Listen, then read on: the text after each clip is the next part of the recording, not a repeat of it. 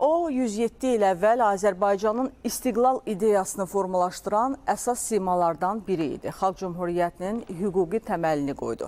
İlk hökumət kabinetinə rəhbərlik etdi. Söhbət Fətəli xan Xoyskidən gedir. 150 illik yubileyi dövlət səviyyəsində qeyd olunan tarixi şəxsiyyətin həyatının son illəri Tbilisi ilə bağlıdır və məhz burada Daşnak terrorunun hədəfinə çevrilib.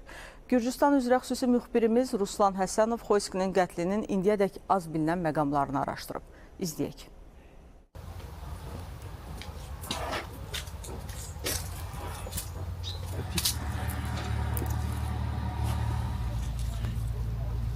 Tbilisinin Botanika bağındakı Panteondayıq.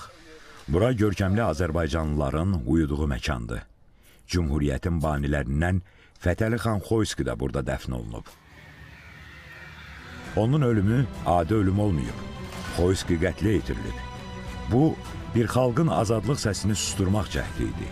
Çünki o, Azərbaycanın Sovetlər tərəfindən işğalını qəbul etmir və istiqlaliyyət uğrunda mübarizəsini dayandırmırdı.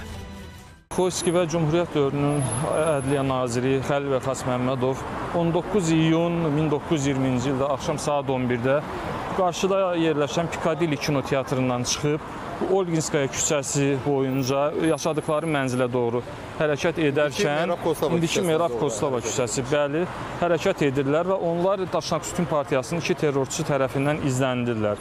Tam bu kəsişmə nöqtəsində terrorçular Mauser sistemli tapança ilə onlara atəş açır, ondan çox atəş açılır. Tam bu kilsənin önündə, o zaman bura Feodosi Çerniqovski kilsəsi olubdu. Bu kilsənin qarşısında terrorçular Fətəli xan Xoyskini və Xas Məmmədovu güllələyirlər.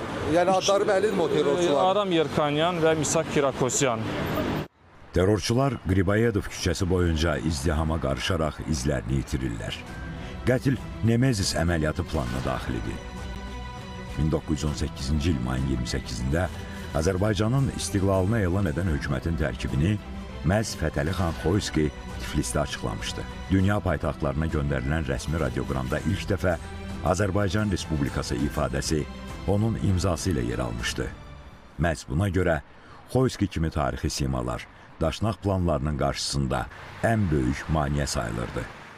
Bir zamanlar onun son nəfəsini verdiyi Tbilisi indi iki xalq arasında dostluq körpüsü missiyasını davam etdirir. Buradan Fətəli xanın son mənzili olduğu yerdən baxanda tarix bizə bir həqiqəti xatırladır. İdeallar güllədən güclüdür. Ruslan Həsənov, Ruslan Əhmədov, Azərbaycan televiziyasının Gürcüstan bürosu, Tbilisi.